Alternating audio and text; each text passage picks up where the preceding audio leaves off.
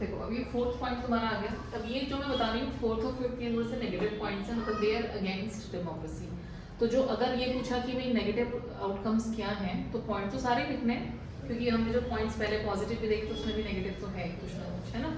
लेकिन इस वाले में तो ये पूरा नेगेटिव ही है।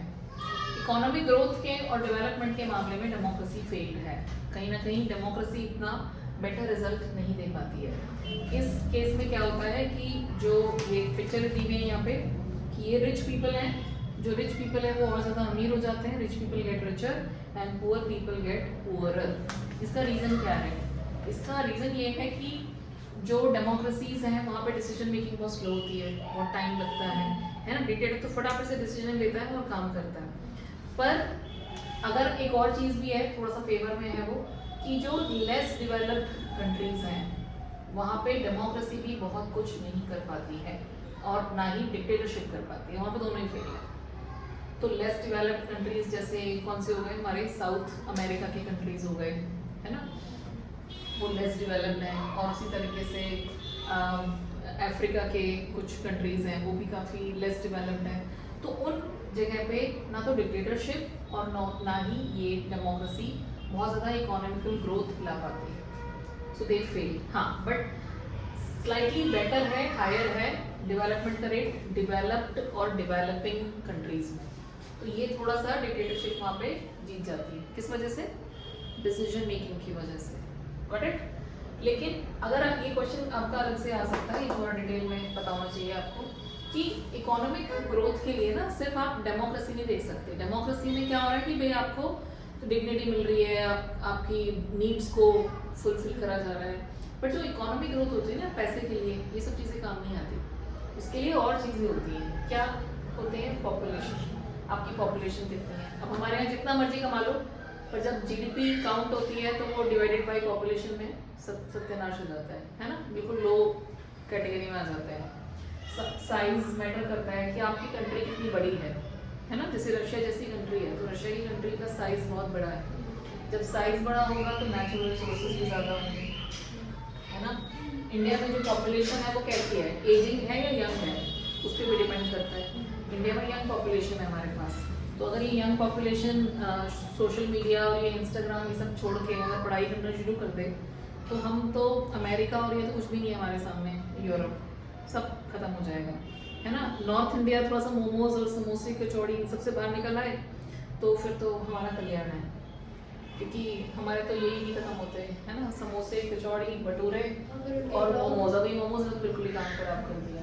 तो बेसिकली हमारी पॉपुलेशन तो कहाँ से कहाँ पहुँच सकती है। यंगस्टर्स तुम लोगों में जो दिमाग है वो किसी के पास नहीं है, बट वो दिमाग सारा कहाँ खर्च हो रहा है?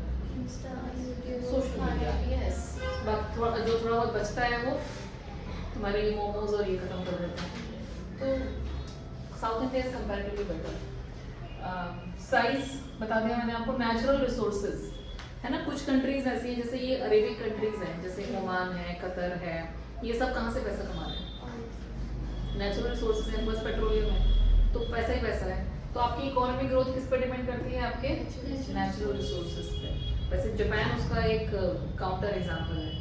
जापान के पास नेचुरल रिसोर्सेज नहीं है, फिर भी उसने बहुत तरक्की करी, क्योंकि उसके पास ह्यूमन रिसोर्स है ना। ह्यूमन रिसोर्स तो हमारे पास भी है, बट रिसोर्स बन नहीं पाता, वो बन नहीं पाता। हाँ, ग्लोबल ह्यूमन रिसोर्स कब बनते हैं हम, पता है आपको? जब आप एजुकेशन, हेल्थ, है ना, रट्टा मत मारो। Education is not about mugging up things, understand, उसे अप्लाई करो उस नॉलेज को।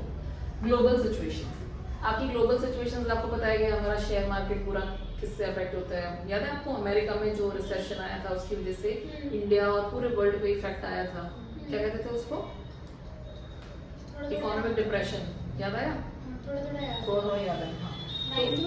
हाँ, ये सारी चीज़ें भी अफेक्ट करती हैं ग्लोबल सिचुएशन कैसी है, जैसे वॉर वगैरह हो रहा है तो चीज़ें महंगी हो जाएंगी, ये सब। दूसरा, कोऑपरेशन फ्रॉम अदर कंट्रीज। जैसे चाइना एक टाइम पे बिल्कुल भी बाहर के कंट्री से कोऑपरेट नहीं करता था, वो अपने अंदर ही सब कुछ बना रहे थे, मैन्युफैक्चर कर रहे थे।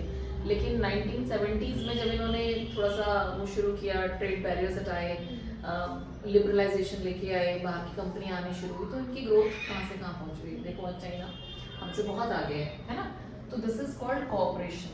तो जब हम कॉपरेट करते हैं, आज इंडिया भी कर ही रहा है ना बाकी की कंट्रीज से, तो ये सारे ये याद कर लेना, ये आपका 5 नंबर में भी आ सकता है, 2 में भी आ सकता है, तो यू शुड नो दिस। और एक होता है इकोनॉमिक प्रायोरिटीज, भाई कंट्री किस चीज़ को प्रायोरिटी दे रही है, लोगों की नीड्स और उन्हें वैसे खुश करने में लगी हुई है, उनके डिग्निटी और सेल्फ रिस्पेक्ट, या फिर पैसे को लेके पॉलिसीज बना रही है, उस पर भी डिपेंड करता है। इंडिया भी सोया हुआ था, लेकिन 1991 में हम एलपीजी लेके आए थे।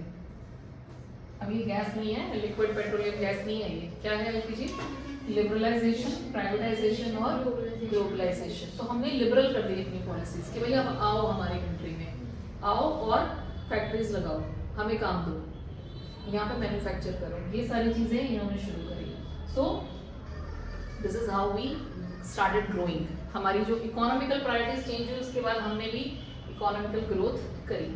तो ये वाले फैक्टर्स भी हैं। तो आप खाली डेमोक्रेसी को उसमें रिस्पॉन्सिबल नहीं मान सकते कि लोगों को राइट्स दे दिए, उनके रिस्पेक्ट को, डिग्निटी को आपने मेंटेन कर दिया, सोशल डाइवर्सिटी अकोमोडेट कर दी, सिर्फ उससे काम नहीं चलता है। इकोनॉमिक अगर ग्रोथ लानी है तो सिर्फ डेमोक्रेसी काम नहीं आती, यहाँ पे और भी फैक्टर्स आपको देखने पड़ते हैं। सो यूज दिस।